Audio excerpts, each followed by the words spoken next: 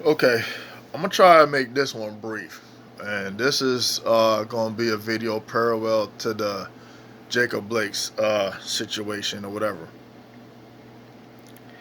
What's disturbing when people offer their opinions and rhetoric about the suspect or whatever, and the main thing that comes to the surface is the argument of, well, if you complied, this wouldn't happen, and then you got the mindless whatever.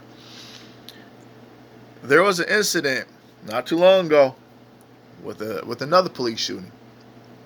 Okay, and some people like to talk about race and stuff like that. Well, here's something to look at. Ryan Whitaker, the situation that happened in Phoenix, white male. Okay, there was a domestic call disturbance. Okay, and apparently it didn't even involve this dude or his girlfriend or whatever. But the police went to their door anyway. Okay, given how things are going on right now with the rioting and the looting and people and protests and stuff like that, there are Americans that are armed. Yes, it's a fact. People that are gun owners have a license to own those weapons. Okay? Let's be clear on that one before I continue. So Ryan answers the door upon the police knocking or whatever. Now, why do we give the benefit to the officers at the snap of a fucking finger? I always wonder. We always defending the officers. And not to say that, in cases that, they should be defended, but in cases where when you have to raise the question in regards to their actions, that's the time you want to defend them. And then everyone wants to talk about facts. Well, let's get to the facts of Ryan Whitaker's case, okay? He answers the door with a firearm. He has that right. Because people don't want to hear about rights and stuff. Because us citizens, that's a joke in the eyes of others. But it's a thing, regardless if you want to believe it or not. He answers the door with a gun. Now, he answers the door and he has the firearm down by his side. He's not pointing it at the officers. He answers the door with the gun, the firearm down by his side.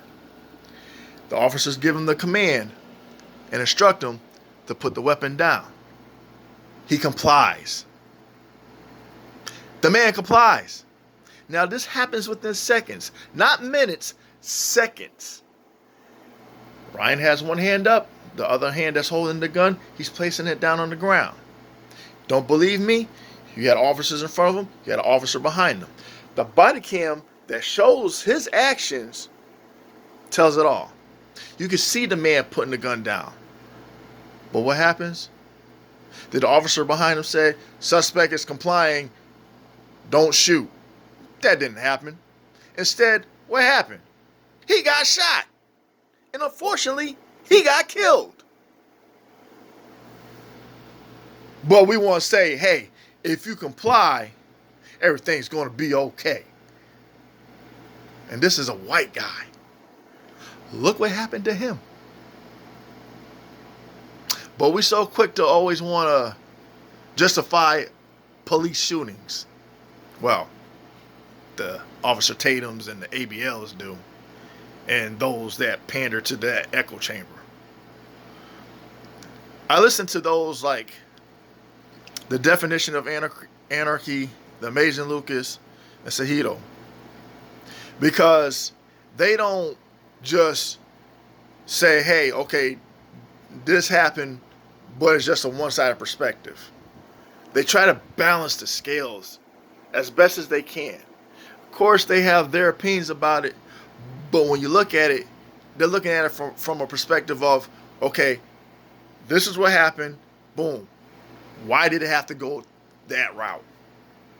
Could there have been other measures taken to prevent it escalating to that end result?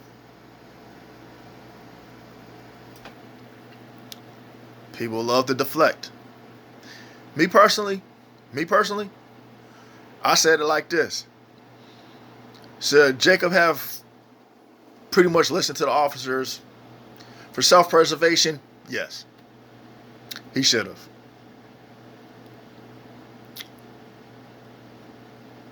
Does it give the excuse with malicious intent to shoot a man in the back 7 times because he was being hard-headed and didn't want to listen to a command?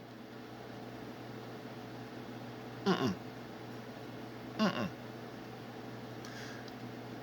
gotta look at it from the perspective if it was me, and I gotta like kind of see where the officers come from. But there are other officers that came forward and said there are measures taken. They could have blocked him from entering his vehicle before he had a chance to open the door. They could have tackled him. They could have used other measures before unloading 7 rounds into this man's back. The same with Ryan Whitaker. There are measures that could have been taken instead of reacting, because officers always seem to coincidentally fear their life. If you're that scared, you need to find another job. And then people want to sit there and talk about, well, you're not an officer. You don't know what it's like to be, in the presence of danger. I grew up in Hartford, Connecticut. I grew around the Los Alitos, the Latin Kings, and Tony Love. I've dealt with police officers that had a godlike complex, that talk to you like you ain't shit, cuss you out, challenge you. You sitting there trying to get information from them to understand, maybe why you're being pulled over, or why the situation, and they want to yank you up out your car. They want to put hands on you.